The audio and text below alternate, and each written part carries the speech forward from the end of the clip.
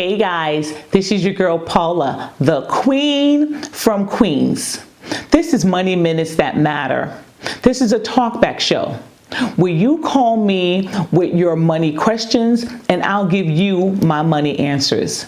This is a show where we become accountability partners. We walk hand in hand from being in debt to helping you to live your best retirement life to optimizing your health. Call me, reach out to me, text me at 301-246-6644. I am on all social media platforms, robertstargetfinancials.com. Call me. I'm here for you. Let's get on with the show. So, this is interesting for me. Starting this program, I have been in healthcare for more than 20 years. I am a nurse anesthetist. I am a registered nurse licensed to give anesthesia. So I've seen disease. I've seen how disease can ravage through the human body. People take it for granted. You think, oh, it's just high blood pressure or it's just diabetes. It's not just. These diagnoses impact the entire human body. It's a disease. Disease kill and they destroy the body. They destroy the mind and they impact the family. Debt does the same thing. Debt is a disease that can kill our financial futures, kill our financial present, and help our family not move to a better level. It's a disease, people. My motto is, debt is a disease that can be cured. Whenever I speak, whenever I give lectures, whenever I'm invited to a seminar, I always read pertinent articles. This is my very favorite article. This is by Business Insider, and it talks about Chris Raining. The title is, A Self-Made Millionaire Who Retired Early at 37 says there's a difference between living rich and being rich. And the article goes on to say, when people say they want to be rich, what they're saying is they want to spend like a rich person. They're focusing on earning a big paycheck. But that's not the definition of being rich. The definition of being rich is having assets generating income that exceeds your standard of living. He continued, someone earning $50,000 a year while they sleep from dividend and investment gains and spending $40,000 a year, they're rich. I have friends earning $500,000 with private schools, second homes, and expensive lifestyles. They have nothing in their bank accounts. They're poor. That's why rich has little to do with how big your paycheck is. Becoming financially independent isn't how much money you have. It's about how much you spend. Because how much you spend determines how much you need. While Raining thinks an expensive lifestyle is fine, he realizes that if he spends less than he has, then he has more to save. Getting rich and staying rich is overwhelmingly a game of living below your means. If you can do that, you'll enjoy a freedom that people living rich will never experience. Guys, debt is a disease. We have to budget, plan, live on cash, and determine where our futures will be. Okay, we have Danielle on the line. Hey Danielle, where are you calling from? Hi Paula, thanks for taking my call. I'm calling from Baltimore. Hi, I have a brother and sister in Baltimore. Welcome, thanks for calling. What can I do for you? Well, I am looking to kind of figure out what I can do to eliminate my debt and stop creating debt for myself. Okay. And I'm planning on retiring in about 5 years, but I have not really planned it out. I have not saved up much of anything. Okay. So, I'm wondering if you can help me with that. I'm going to try. So tell me something. You're retiring in 5 years. That's amazing. How old are you? I am 39. Ah, that is a dream because you don't have to retire at 65. You don't have to retire at 70. If you're financially prepared, then I say go for it. So at 39, you'll be retiring at 44. That is amazing. Okay, so I'm going to retire, but I do plan on working again. Okay. So I know I can't just stay home then. Okay, what are you going to work again and do? I would like to open an adult daycare facility. Adult daycare. don't really know much about it. I just know that I love the elderly, so I figure I'll start there. Okay. So what's your household income? So my part of my household income is $2,800 monthly. But together with my husband, we are about $5,000 monthly. $5,000, so $60,000 a year total. Okay. Now, what debt do you have? So I have a couple of credit card bills, and they are probably at a total of $3,000. No, let's say $4,000. Okay. I also have some classes that I've let my son join, and that's costing me about another $600 per month. Okay. So that's another, it's about $7,000 a year for those classes. Yes. Okay. So let's talk about it. How much do you have in savings currently? Actually, probably about $2,000. $2,000. Now. Okay. So how are you planning on purchasing and buying and facilitating an adult daycare? I don't know. Okay. So I'm calling Paula. Well, I'm hoping to help you. So in your budgeting, $60,000 a year is a lot of money. Okay, so with a credit card debt of $4,000, are you not in a position to pay that off within the next several months?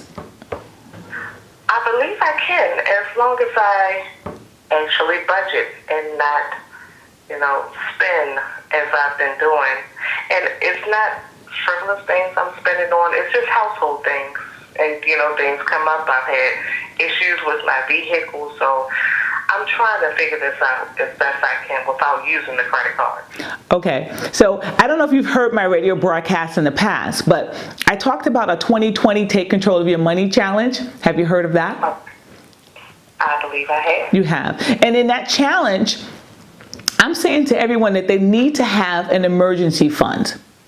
And what an emergency fund does for you is, if you have vehicle problems, instead of using a credit card, instead of taking out a loan, you can manage it with your emergency fund, put that money back, and continue to function in your life without having so much of an impact. So do you have at least $1,000 saved? You have $2,000 saved, correct? Yes. So why is it that you're not able to manage your budget? Have you not written out a budget? I have, and it hasn't gotten me anywhere. It hasn't gotten anywhere, okay. But I also have been dealing with issues where I don't probably manage the money good. Well, I do. I manage the money pretty good. But then my husband, on the other hand, he likes to just spend. Okay. So it's kind of hard trying to manage money, and then I go to the account to pay the bills, and the money's gone. This sounds like a house divided. Yeah. So when you get direct deposit and you take your money out, or you pay your online bill pay, is the money not sufficient, or what's being deposited, it's not there when you go to pick it up? What are we saying? So lately, a lot of the times the money is not there when I go to take it out, because there's been a negative balance that I didn't know about.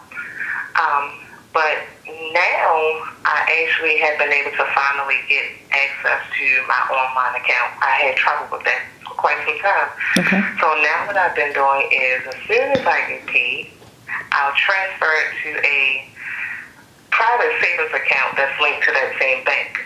And that way I know for sure that the money is going to be there for whatever he spends.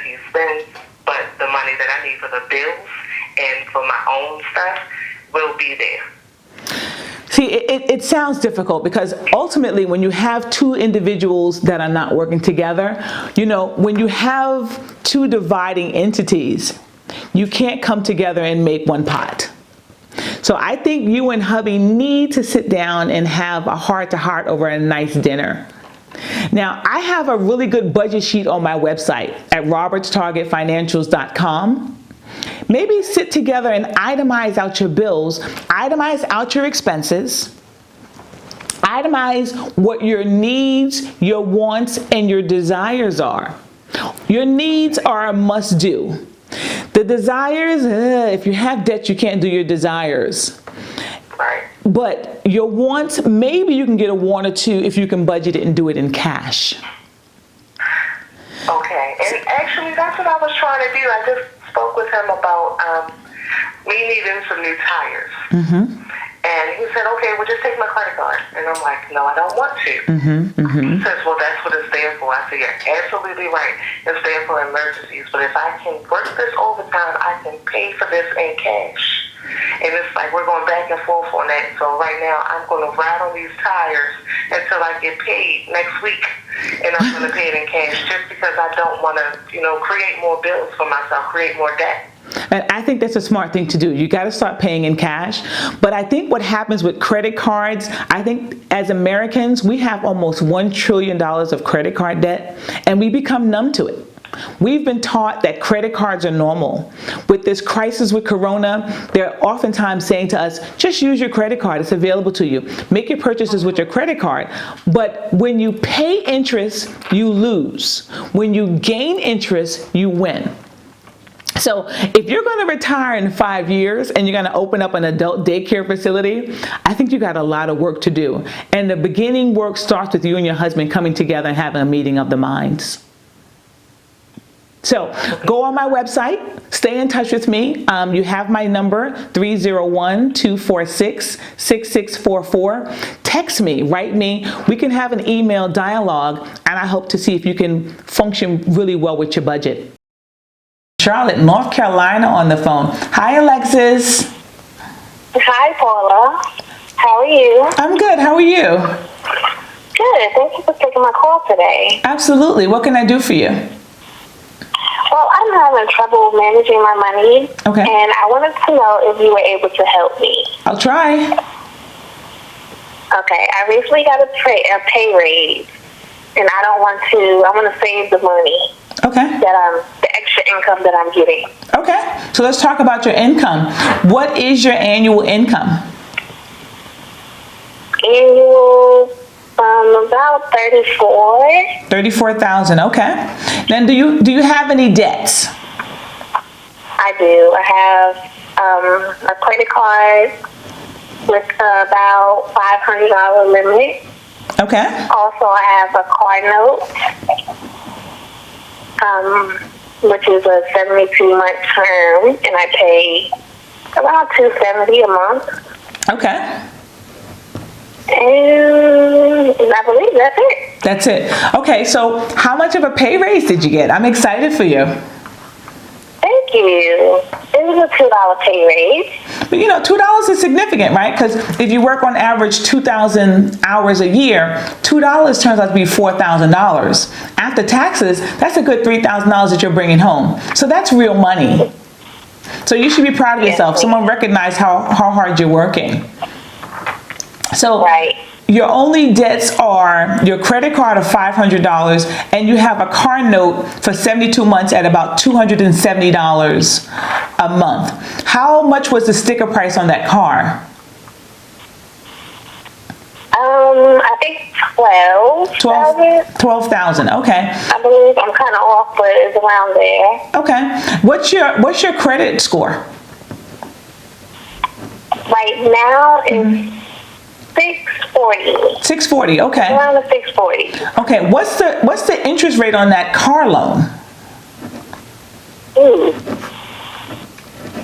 It's high. I know it's in the 20s. I want to say 24 or 26 maybe. 24 or 26%. Okay, so when you went into that car company, who decided how much you'd be paying per month?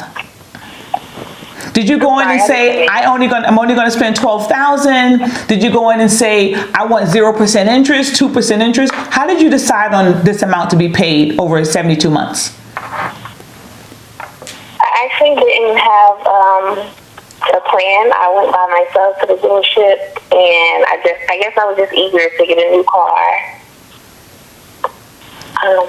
Okay, and what year is your I car? really don't have a plan. What year is your car? 2013. 2013. How many miles did you have on it? 150. Yeah, 150. 150. No, I'm sorry. Uh-huh. I'm sorry. I'm way off. was 55. 55,000 miles. Okay. I hear a little person in the back. You have somebody in the car with you? Yes, I do. Oh. Sorry. No, that's okay. This is a family show. Okay, so first off, let's talk about your credit card payment. Now, you know my motto. My motto is debt is a disease that can be cured. So any debt, if you pay interest, you lose. If you gain interest, you win. So if you got a pay raise of about $3,000 for the year after taxes, if you pay off your credit card, then you can at that point start moving towards paying off the rest of your debt and then moving towards savings. Now, I gotta tell you, I strongly encourage you to pay that credit card debt off ASAP. If you get an additional $100 per paycheck, just dump that into your credit card. You didn't have it several months ago, so now that you have this additional money, just pay it and get that credit card off your life.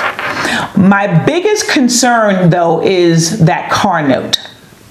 And I'll tell you why. Right. Your sticker price on that car note was about $12,000. It's a 2013 car that you purchased in 2020 or 2019?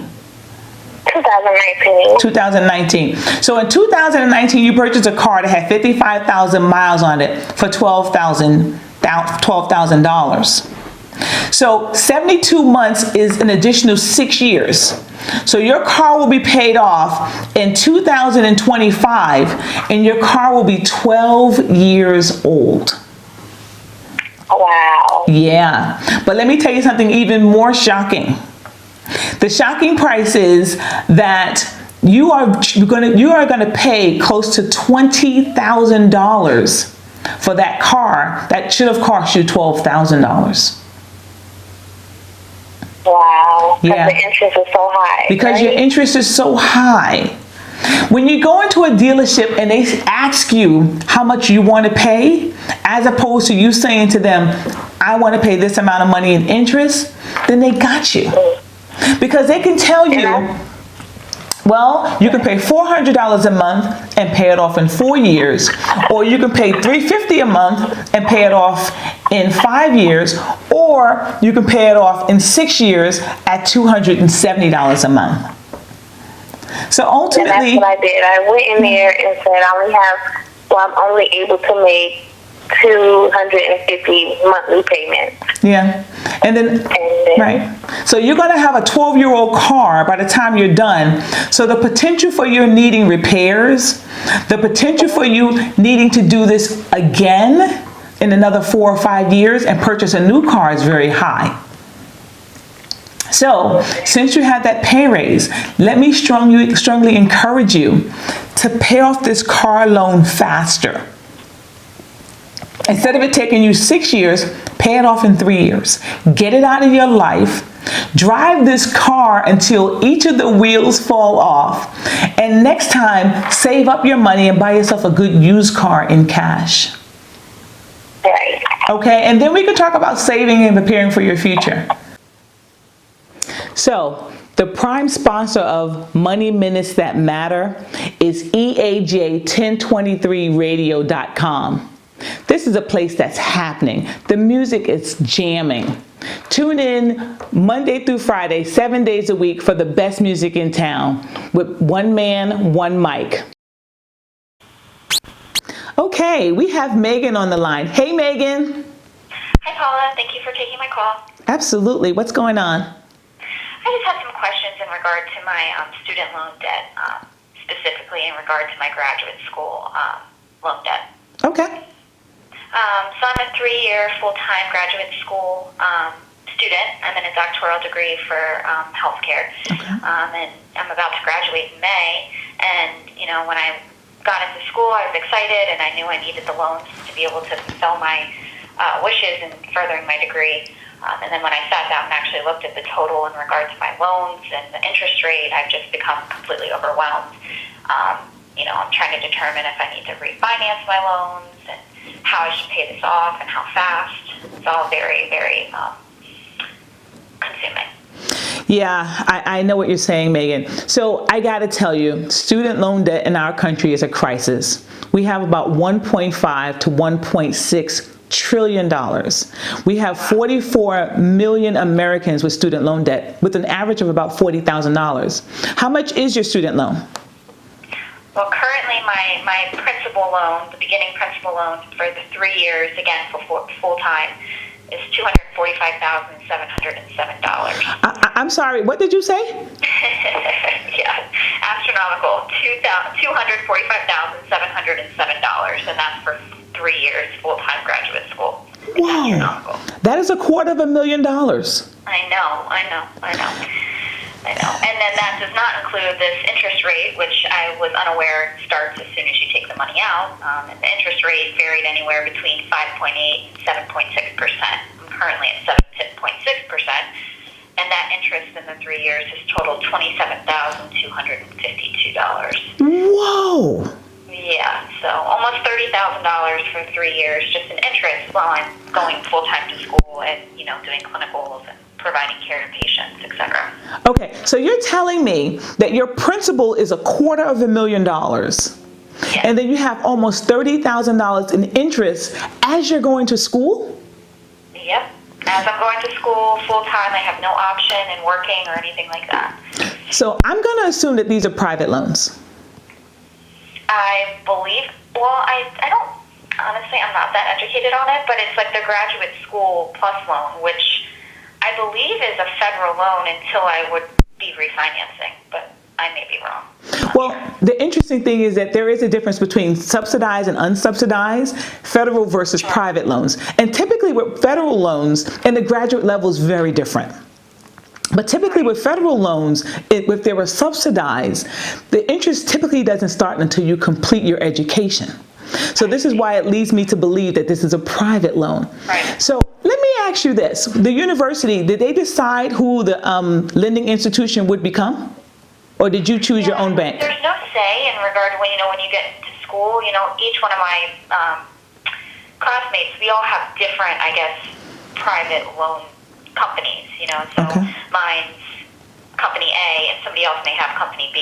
I don't know how the school decides and divides out who gets what company or what. I'm not sure. But the interesting thing about student loan debt is now it's almost a free-for-all. I think both the university as well as the banks are complicit. The universities recognize they can get a lot of money, so they increase the tuition. And these private institutions, they're there bargaining with the bank to see, with the universities, to see who they can finance. And it's not just normal lending institutions.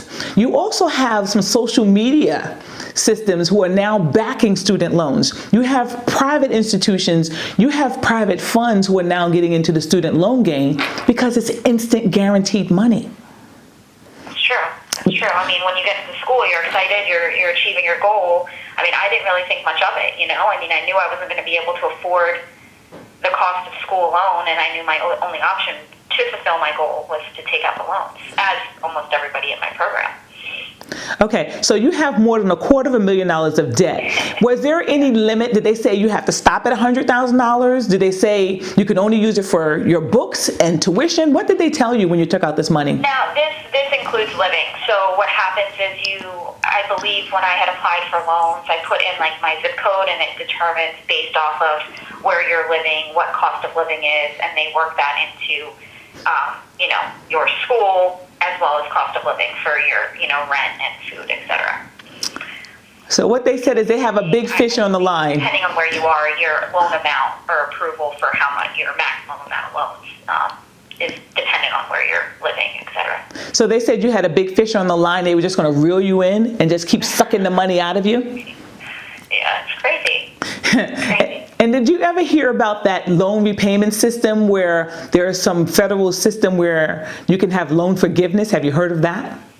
I did, and being in the healthcare, I think it applies to multiple degrees, but I do know specifically for healthcare, there's specific hospitals that you could agree to work for X amount of years. I believe it's something along the lines of 10 years, and then the government, I believe, will take care of those loans for you after the 10 years. Well, let me tell you, you're not my first caller. I've been in healthcare for more than 20 years, and I work with a lot of residents. There is one resident that I love. She's a wonderful person. She's a vascular fellow, and she has more than $500,000 of student loan debt that's massively accruing interest, just like your loans, because she's not paying on them. So I don't agree with you taking that federal loan forgiveness program, and I'll tell you why. One, because it's the federal government, and that the rules can change at any given point. And they're asking you to wait for 10 years, pay only the minimum.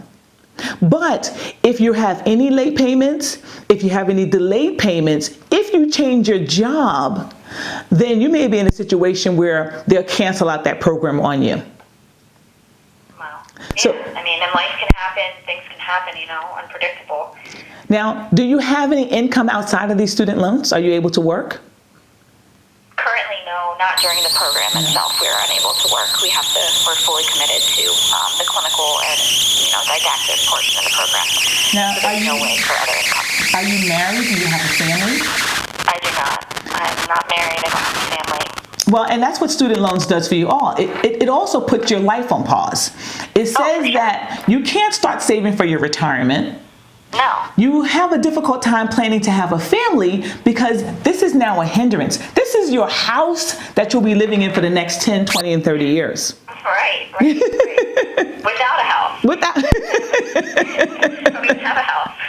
You're absolutely correct. So all I can say to you is, as a healthcare professional, you're doing this not for the money and, of course, not to be in debt, but you're doing it, I believe, because you have passion. Right. So the unfortunate thing, though, about this situation is that, I understand that education is expensive, and I'm sure there's things that can be done about that. But specifically, the interest is really bothering me because, myself and many other people are going to school to better society and be able to serve society. And during those 3 years of preparing to be able to do this, we're being charged almost $30,000. And while also providing care, during our clinical time. Right. I don't understand how this interest makes much sense. It's not setting us up for success. You're correct. And ultimately, the only one who wins is the bank. So all I can say, I'm not telling you not to have a family, but what I'm saying to you is eat oodles of noodles, make pasta with jar sauce, no meat. And if you decide to get married and have children, your daughter has to wait to go to Disneyland until she's 6 or 7 years old. Right. But I firmly believe that this is something you have to commit to wholeheartedly. Set your budget. Live as if you're still in college. Maybe take a roommate on. Maybe get a good used car. But don't take on any more debt and just commit to paying $30,000, $40,000, $50,000 a year in order to get this out of your situation and improve your lifestyle.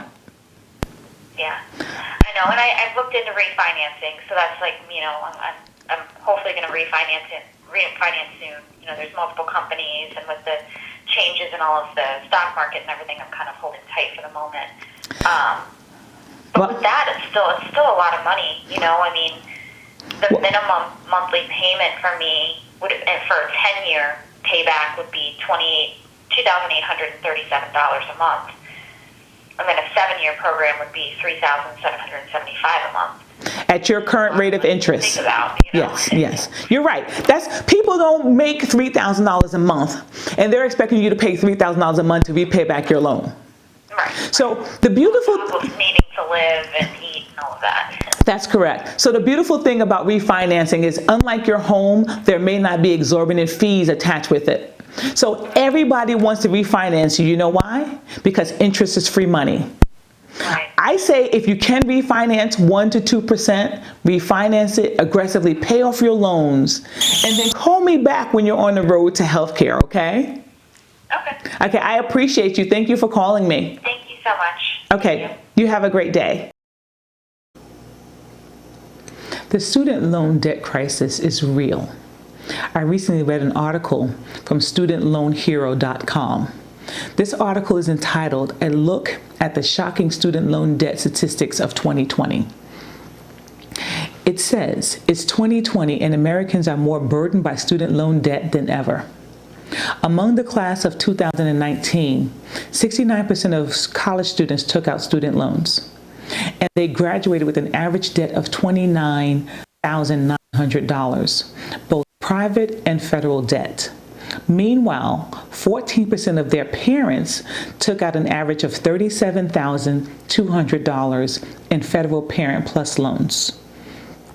You've probably heard another scary statistics. Americans owe over $1.64 trillion in student loan debt, spread among about 45 million borrowers. That's about $587 billion more than the total United States credit card debt. So then they go to list some facts. It says general student loan debt facts. First, let's start with a general picture of the student loan landscape. $1.64 trillion is the total amount of student loan debt in America. 44.7 million Americans with student loan debt. 11.1% of student loans are 90-day or more delinquent or in default. Monthly student loan payments amongst those that are not in deferment usually range from $200 to $299 a month. You've heard from our last caller. She says she's expected to pay anywhere from $2,500 to $3,000 a month in order to eliminate her debt in 7 to 10 years. This is a crisis, people. It's not their problem, it's our problem. We have to somehow declare that student loans are not okay. You can go to college without debt. You can consider community college. You can consider an in-state school. You can consider not finishing in 4 years, but going part-time and working while you're in school. It is okay not to go to an Ivy League school. Getting a degree in a career that you love is far more important than getting a degree from a big name school and a degree that you can't use. Everyone's not college material. Talk to your child. This is a parent's decision, not an 18-year-old's decision. That's my thoughts. Let's get back to the show. Okay, we have Michelle from Brooklyn on the line. Hey, Michelle. Hey, how are you? I'm good. I'm from Queens. How are you?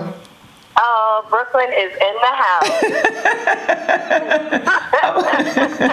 Of course you are. What can I do for you today, Michelle?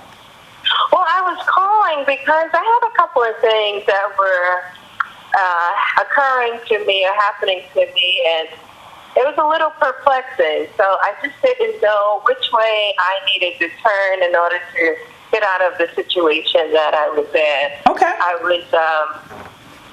was in my house, beautiful house,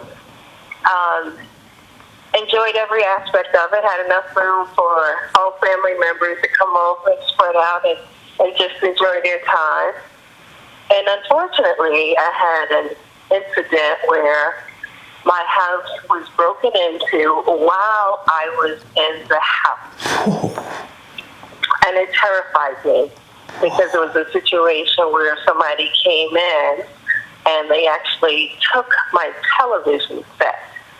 And as I came down the stairs, I noticed that my light was on downstairs in the living room. And I'm like, oh my goodness, I thought I turned these lights off. And the lights being on, I slowly crept downstairs and I looked and I noticed that my front door was open and my television was gone. Whoa. And it really, really scared me. And the first thing that I needed to do, of course, was to close and lock the door and to call the cops and let them know the incident that was going on. And then I was thinking, oh my goodness, if I had come down the stairs maybe 10 or 15 minutes earlier, they would have seen me or they would have done something to me. So So it was very terrifying. So that was one of the straws that was put onto the camel's back that started to weigh it down. But it was one of many that were happening at the time. And it really, really scared me.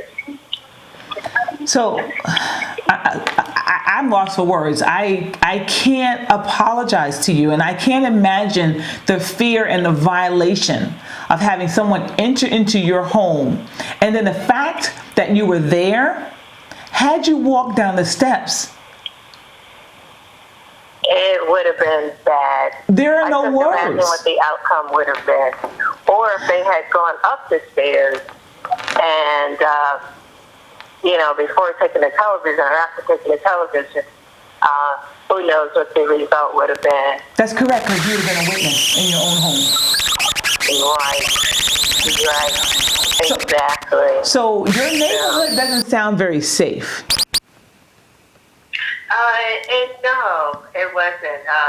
When I moved in, they were actually in the process of regentrifying the neighborhood. Okay. So it seemed like we got in at a good time because the house was at a fantastic price, and we knew that we would not be able to find another house with as much space as this one had. So we're like, okay, well, if they were changing everything over, this is a good time to get in. And as it grows, the money will grow and we'll be in a better situation. Sure. So we got in, and unfortunately the neighborhood did not follow suit like it was supposed to. They had different phases. We were actually in the second phase. So we were hoping that it would have progressed to the third and the fourth phase of actually taking over the whole block and then eventually the neighborhood, but it stopped. And then the crime started to occur more frequently. Cars were being broken into, and at that point, my car had been broken into. I had gotten a call from a neighbor who witnessed that there was glass by my door from my window, and called me, and when I went downstairs, that's when I witnessed that my car had been broken into, glass was everywhere.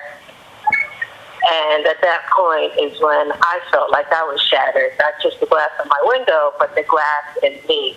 Absolutely. And yes, so all I could do was call the cops again, have them do a police report, and then there's more money that had to come out of my pocket because I had to pay for my deductible. Of course. To get the window fixed. So tell me, how much did you purchase your home for? $125,000. $125,000. How much is your home worth? I believe right now it's worth $99,000. $99,000. Yes. So you've lived in your home for how long? For approximately 8 years at the time of the incident. So you lived there for 8 years. Your house is upside down by $26,000, and you've been paying your mortgage.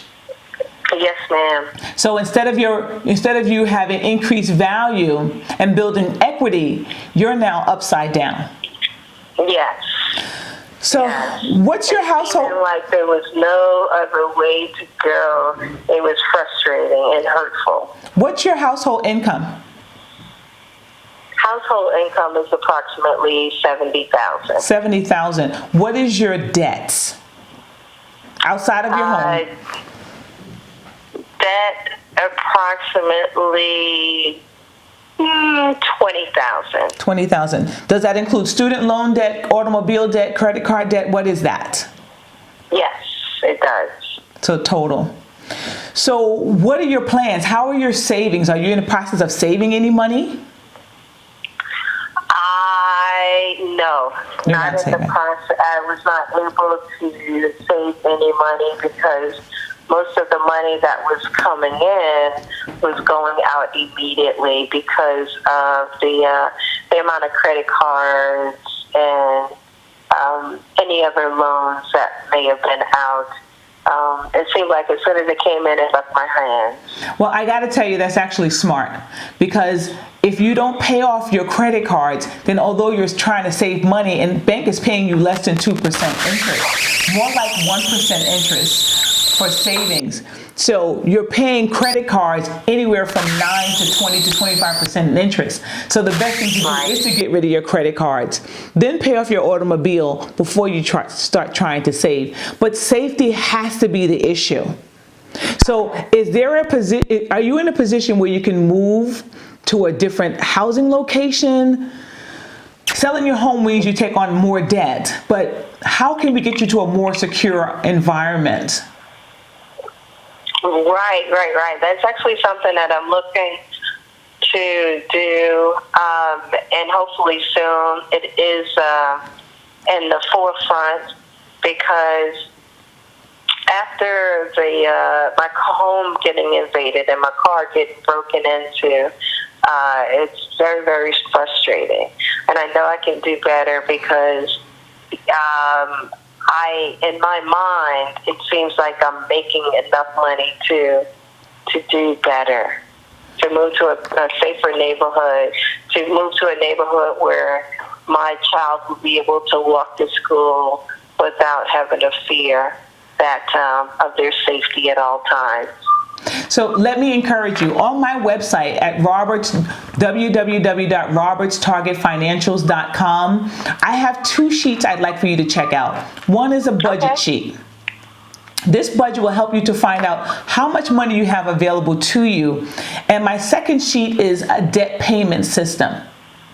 This system will help you line up your debts from the smallest to the greatest, and you may have to assume a $26,000 loss, because your life is much more valuable than $26,000. Also put that in as part of your debt. Try paying that off so you can move towards saving money and getting out of that community. Okay, I like that idea. Well, Michelle, I got to thank you. That's actually something that's going to spearhead me and to get me in the right direction. Well, Michelle, I appreciate your calling me and being so vulnerable and telling America your story. Yes, ma'am. Thank you for listening, because sometimes you just need to get it out and to know that there is hope and there's something that I can do to get myself to the next level.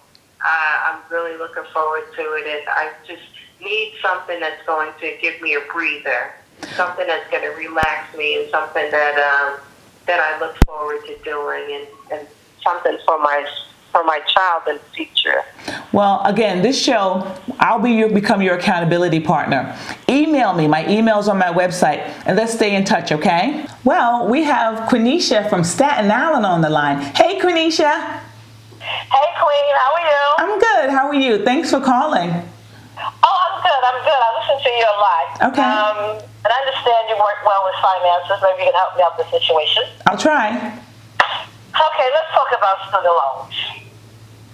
Back in 2012, I graduated from the school for medical billing and coding. Okay. And in 2013, Sandy hit, where I became unemployed for about 3 years before I got a new job. But the loan has been coming, and now the loan is about $12,000. Okay. Which at this time, I am now on workman's comp, surgery on the shoulder from the new job. They're threatening to take my paycheck. They're already taking my income tax check. So, I'm wondering, what can I possibly do about that? Okay, so let's back up a little bit, Quenisha. So how much was your original loan now that it's $12,000? Well, actually, I got 2 loans. One loan was for about $4,500, and another loan for about $6,000. $6,000, okay. So your original debt was $10,500. Yes. Okay, and did you make any payments on your loan, Quenisha? No, actually, I haven't. You've never made payments. And now with interest is $12,000. Now this is $12,000 after they've garnished your taxes, you said? This is still with them garnishing my taxes. They took your taxes, took some of the money, but Now you still owe $12,000 Yeah, because of that crazy interest. because of interest. And you have any idea of what the rate of interest is? Not a clue. All I know is too much. Well, oftentimes. Okay, so you have a degree in medical billing and coding. Is that where you're currently working? I'm currently not working. I could not get a job because of what happened with Sandy. I wound up working in a nursing home. And in the process, I wound up getting injured, had to have surgery. So now I'm like on workman's comp with no income, basically. So you're on workman's comp. You have a degree in medical billing and coding that you've never used. Correct. And you have a debt of $12,000. Correct. And they're threatening now to take your paycheck. The one I don't have, yes. The one you no longer have. So you said you're now on workman's compensation, so which means you have a fixed limited income, correct? No. I have no income based on the judge's decision and the insurance company felt that I shouldn't get paid. Okay. Okay. So, no, I have no source of income at all. Basically, I can't do unemployment because technically I have a job. I can't go out on disability because technically I'm on workman's comp. Okay. I can't file unemployment because technically I have a job. So, Quenisha, tell me this. Do you have any other debt outside of your student loan debt? Yes, I do. I have a debt with Social Security, actually. Social Security debt? How old are you, Quenisha? Yeah, I am 63. 63 years old.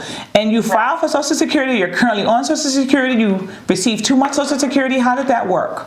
I'm not getting anything on Social Security. 20 years ago, I had surgery done on my hands, and Social Security told me they overpaid me $10,000 20 years ago. So they're all coming for all that money. So now you have $22,000 of debt and you have no income. And no income. Okay. Wow, that is a tough situation because you have to live, you have to manage your expenses, you have to budget money that you don't have. Exactly. And honestly, with this coronavirus, I'm not sure where we'll be in a position to go financially. I mean, we're in a state of despair. And if you're in Staten Island, Governor Cuomo has just shut down the city. So Yes. with that being the case, this is almost dire straits. Definitely. So may I make a suggestion to you? Oh, absolutely. You know, why don't you call the student loan company? You know, especially in this time. If you call them and ask them if you can negotiate a payment, you can negotiate a payment down as low as $20 a month. And you can pay that as long as you can until you get further employment. And I would do the same thing with Social Security. I'd call them and make them aware of your financial situation. Send them your financial statements. Get a letter from your judgment or from your previous employer, making them aware that you're no longer employed and that you cannot afford this debt.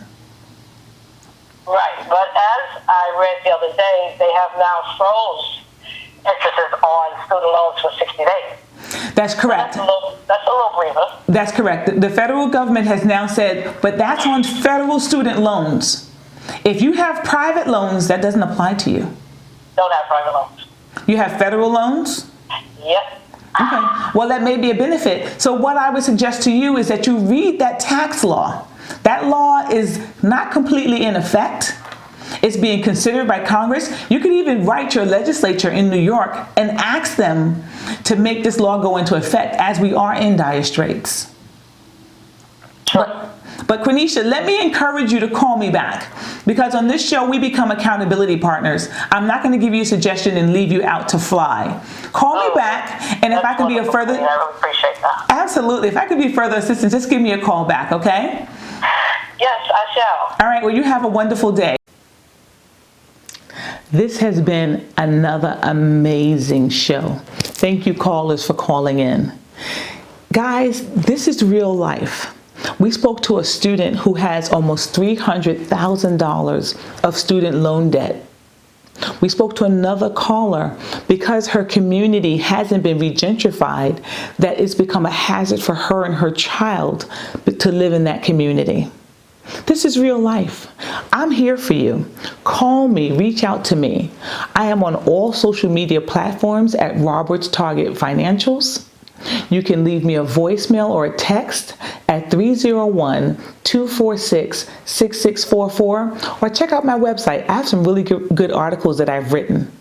RobertsTargetFinancials.com. I love you and have a blessed day. Roberts Targets Financial is not a certified professional service of finances, brokers, accountants, taxes, insurance, or legal. We research the advice that is given to provide the most accurate, up-to-date information. This information is designed to work in conjunction with your information. All information is suggestions. We recommend that you consult with a trusted licensed professional for your specific decisions. All information is for general purposes. We are not liable for any losses or gains. We accept no responsibility for any decisions made after participating on or from listening to the show or from Roberts Targets Financials. If you like this episode, hit the subscribe button.